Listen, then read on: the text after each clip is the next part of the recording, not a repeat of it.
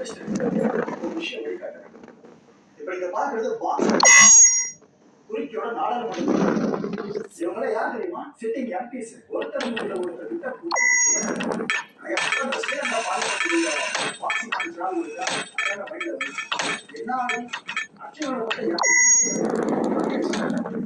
என்ன இருக்குன்னா இந்த எதிர்கட்சியை சேர்ந்த முக்கியமான தலைவர் இந்த எதிர்ப்பு அரசு இருக்குல்ல அவங்க ஜெயில இருக்காங்க. இது என்ன இப்படி தொடர்ந்து நடந்துகிட்டே இருக்கு அப்படின்ற விஷயம் சார்ந்து நாடாளுமன்றத்தில் எல்லாருமே அந்த எல்லாம் கத்த ஆரம்பிக்கிறாங்க. அப்போ ஒரு இடத்துல எதிர்கட்சிகள்லாம் சேர்ந்து என்ன சொன்னாங்க, எந்தவும் தலைமையான அரசு அதை சேர்ந்த எல்லா எம்பிசியும் பண்ணிட்டாங்க.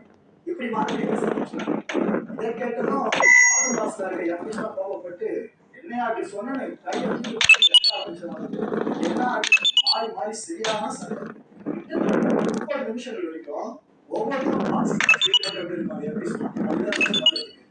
சோ டர்க்கி ஸ்ட்ராங்கா பார்த்தா பொலிட்டிக்கல் வைஸ் பின்னாடி ஏற்பட்டுதான் இது எங்க ரெஃபெக்ட் ஆகும்னா துருக்கி இப்ப சப்போர்ட் பண்ணிட்டு இருக்குல்ல அது ரெஃபெக்ட் ஆனாலும் ஆச்சரியப்பட்டு கிடையாது. வேற ஒரு பிரச்சனைக்காக பஞ்சாயத்து பண்ண போயிட்டு உள்ள என்ன பிரச்சனை அடுத்து அமெரிக்கா அகைன் ஒரு மாநிலம் வந்து இஸ்ரேல அடிக்கணும்ன்ற ஈரானோட எண்ணம் இருக்குல்ல இதை ஒழுங்கா நீங்க கைவிட்டுருங்க. இதை மட்டும் நீங்க கைவிடாம இஸ்ரேல் ஏதாவது பண்ணீங்க பேரழிவு விளைவுகளை உங்களால சத்தியமா தாங்க அப்படின்னு ஈரான் இப்ப இருக்க மகளை கண்டிப்பா பதிலடி கொடுத்து அப்படின்ற மகளை இதுக்கு முன்னாடி நம்ம இஸ்ரேல் கரெக்டா அடிச்சாங்கல்ல ஒரு 300க்கும் மேற்பட்ட ராக்கெட்ஸ் இந்த ட்ரோன்ஸ் வச்சு இந்த மாதிரி 1000க்கும் மேற்பட்ட ஏவுகணைகள் ட்ரோன்ஸ் ராக்கெட்ஸ் தான் வரலான்றதுதான் மிகப்பெரிய பயமா இருந்துட்டு இருக்கு. இந்த விஷயம் அமெரிக்காவே தெளிவா தெரிஞ்சிருக்கு. ஈரானோட அட்டாக்கிங் பிளான்ஸ் இருக்குல்ல இது என்னன்னு கண்டுபிடிக்க முடியல. இஸ்ரேல் ட்ரை பண்ணி கண்டுபிடிக்க முடியல. இதனால அமெரிக்கா அதிருப்தியின் காரணமா இந்த விஷயத்தை வெளியிட்டு இருக்கு. என்னதான் ஈரான் இஸ்ரேல் அடிச்சாங்க அமெரிக்கா டைரக்டா போர்க்களம் போடுது கொஞ்சம் ஏன்னா அமெரிக்கா டைரக்டா போர்க்களம் இருந்துச்சுன்னா அந்த பக்கம் ஈரான் தரப்பு வந்து மக்களை இந்த கான்ட்ராக்டை பொறுத்த வரைக்கும் நாம எதிர்பார்க்க வேண்டிய விஷயம் போரை ஒழிக்கிற திடீர் திருப்பமொழி ஏற்பட்டாலே இந்த கான்ட்ராக்ட் ஏன்னா நாம எவ்வளவு விஷயம் மனசு வச்சிருக்கோம்.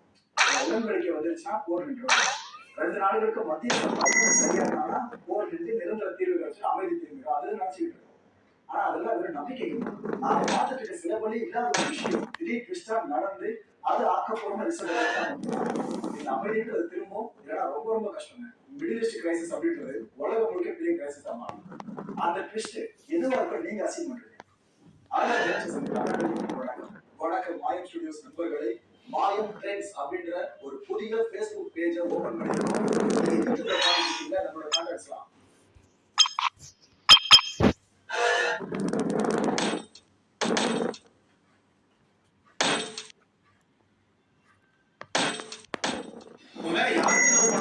ஏன் சார் அவங்க கூட சண்டை இவங்க கூட சண்டை ஏன் சார் என்ன நானே லவ் பண்ணல சார்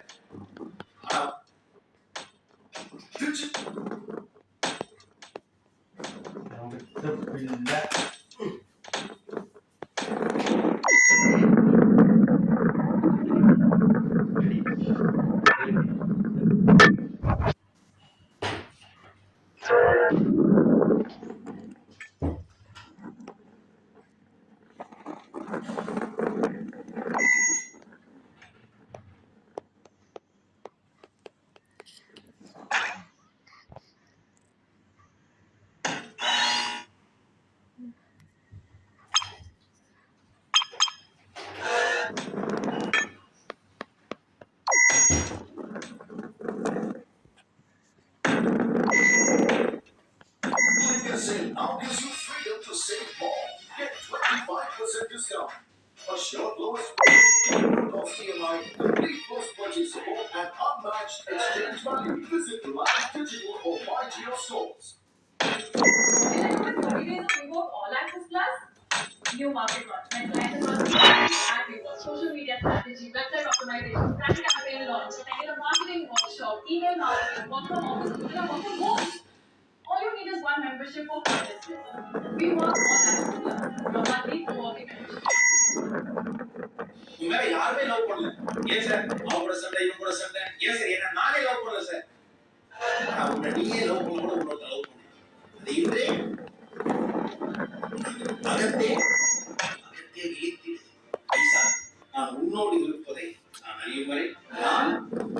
உன்னோடு இருப்பதை நான் அறியும் வரை நீ என்னோடு இருப்பதை அறியாமல் இருக்கும் அறியாமையை அகற்றும் வரம் தருவார்.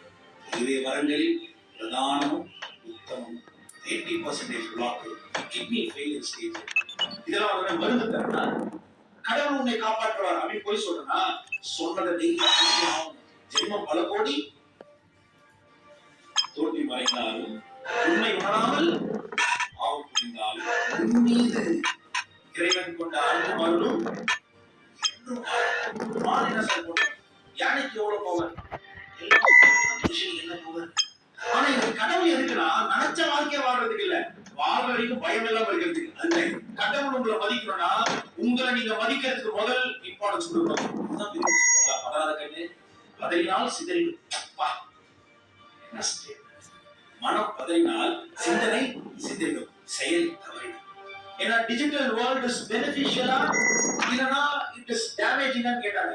I don't want to use the word, but there is a process. There is a process. ஒரு முன்னர் காவாத வாழ்க்கை எரிமுன்னர் நான் ஒரு ரிசோர்ஸ் மேனேஜ்மெண்ட் தான் பேசுறேன் சார். நான் பெட்ரோல் தான் என்ன சார் பண்ணணும்? Petrol sir. சார் டிவைன் பாடி சார். அப்போ என்ன சார் தேவை? Divine sir. அதுக்காக பகுதி ஆனா இங்க இப்படி உட்காரணும்.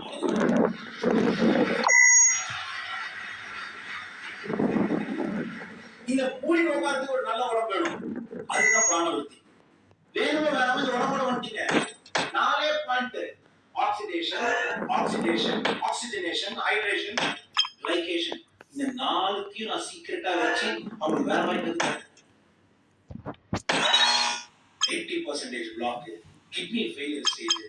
இதெல்லாம் அவரை மருந்து தரனா கடவுள் உன்னை காப்பாற்றுவார் அப்படின்னு போய் சொல்றா சொன்னதை டெய்லி செஞ்சு ஆகணும். ஏன் அவ்வளவு இம்பார்ட்டன்ஸ் தானே? ஏன்னா இந்த பிராணம் உங்ககிட்ட முழுமையா இருந்தா மட்டும்தான் நோய் இல்லாம இருப்பேன். நோய் இல்லாம இருந்தா மட்டும்தான் என்னால ஒரு மெடிடேஷன் செய்ய முடியும். மெடிடேஷன் செஞ்சா மட்டும்தான் கர்மா மாறும். கர்மா மாறினா மட்டும்தான் வாழ்க்கை மாறும்.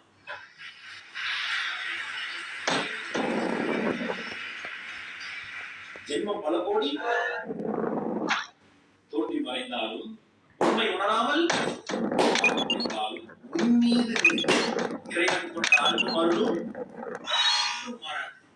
அதை இன்றே உணர்ந்து